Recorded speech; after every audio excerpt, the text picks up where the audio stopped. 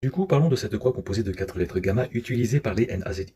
Effectivement, ça ressemble à une svastika. Du coup, si elle est retournée, enfin, c'est-à-dire qu'elle tourne de l'autre sens, c'est ce qu'on appelle une svastika. Éventuellement, elle est de biais, mais elle est surtout inspirée de la croix de Wotan, utilisée par l'ordre de Thulé. L'ordre de Thulé est une société occulte paramaçonnique, c'est-à-dire qui s'inspire de la franc-maçonnerie, mais ils n'ont ni les mêmes croyances ni les mêmes valeurs. Et c'est cette société qui est à l'origine des croyances des NAZI. L'ordre de Thulé est révisionniste et ont une croyance volkisch, c'est-à-dire pro-germanique, considérant par exemple que Jésus ne serait pas juif, mais descendant des Ariens blonds aux yeux bleus, comme quoi les NAZI n'étaient pas du tout athées.